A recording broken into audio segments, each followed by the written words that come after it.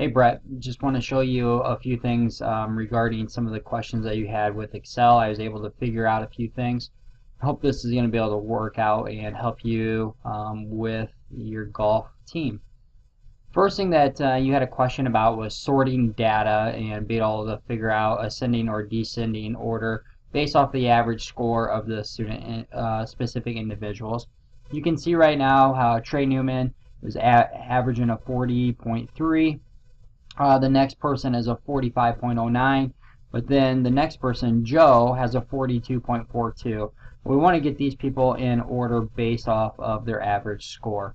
The best way to do this is, first I want to go ahead and highlight all of the cells, so the individual golfers and the golf scores that they have had this year, including the average score that you have.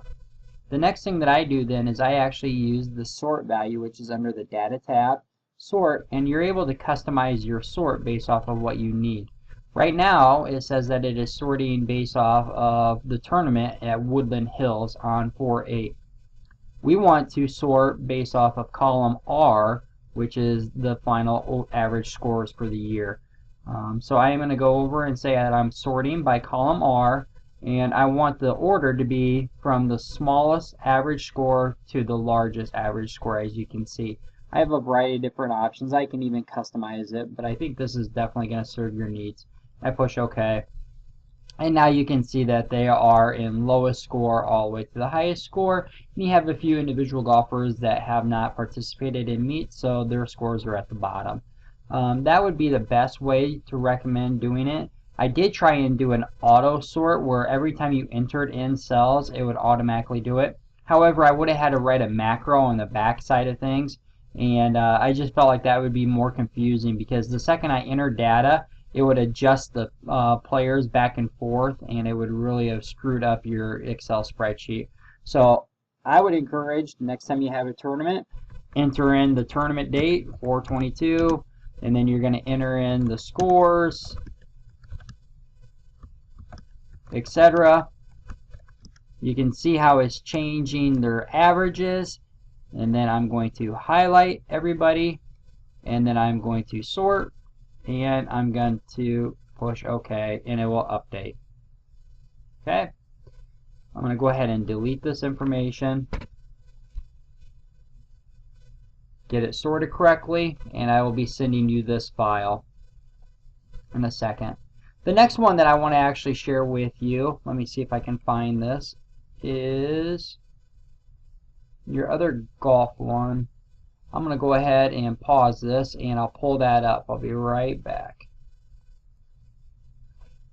Okay, I'm back. I was able to find the other file. The last one that you had some questions about was ranking a tournament or a match competition.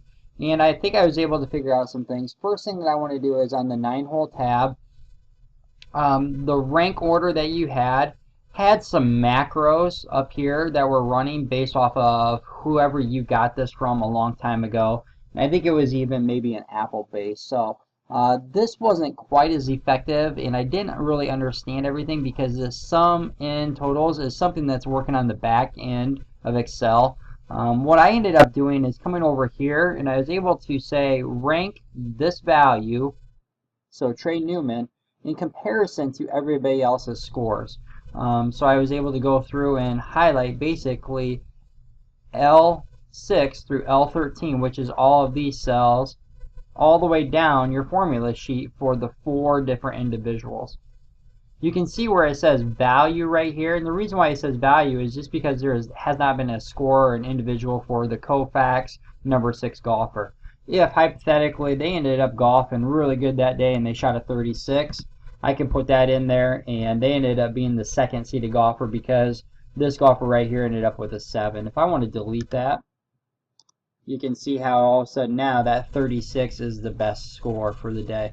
So I was able to put this in this rank order for everything in here. The one thing that it does not take in consideration is you can see how for this meet, Reese and Zach have scored an end result of the exact same thing, a 47 for the day.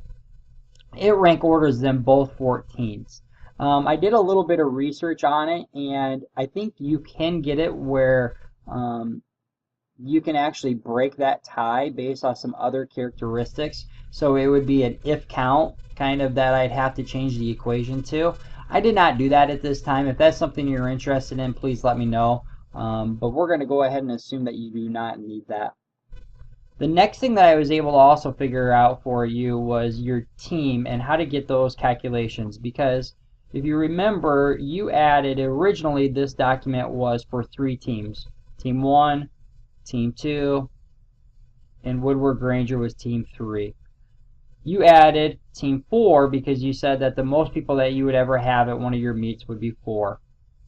I was able to go ahead and look at some of this information, and the equation that was originally in here in your original again had some macros working on the back side of things, and it wasn't quite as effective. I was able to keep these the same. So this one is referring to, it's going to add these values if there is a value. If there's not a value, it's going to obviously add it, and it's going to add up the 4 highest totals because that's what obviously is your total for your team score for the day.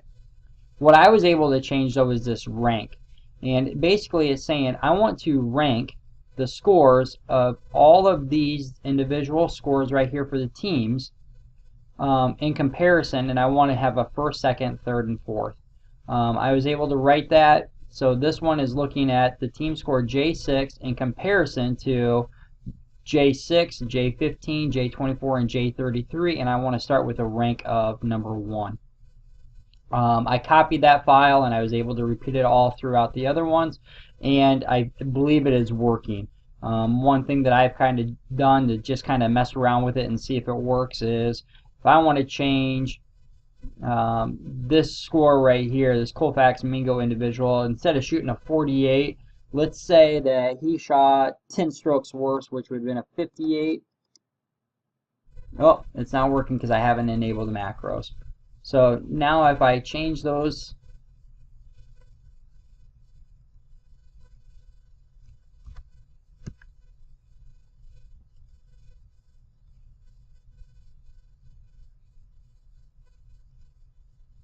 .46, that changes, but the place hasn't changed. Let me see if I can get that down to lower than a 166 and see if it happens. So I'm going to just take 12 strokes off of this person. So they shot a 34. They were a good golfer for the day. Yep, you can see how Seidel then took the place, and it ended up getting a 2nd seed, and Colfax Mingo ended up getting 3rd place. The team that's in 1st right now, this Cannon Hopkins was amazing for Hersom. He shot a 23. That's not realistic. He didn't shoot a 23. They did not end up with an overall score of 158. Otherwise, they might be playing in the state tournament. So let's go ahead and add him to be a 43. Notice how intuitive it is. It ends up saying that they got a 3rd place. Let's see if there's 3 overall teams that are better. I see Colfax Mingo is better than them, and Seidel would have been better than them. So again, I believe by writing this formula and changing it, I think I have your place figured out for your teams. If you have any questions, or if you actually want me to walk you through this in more detail, let me know. I'll be sending you these files so you can have these and you can start to use these as your masters. Thanks. Have a good one.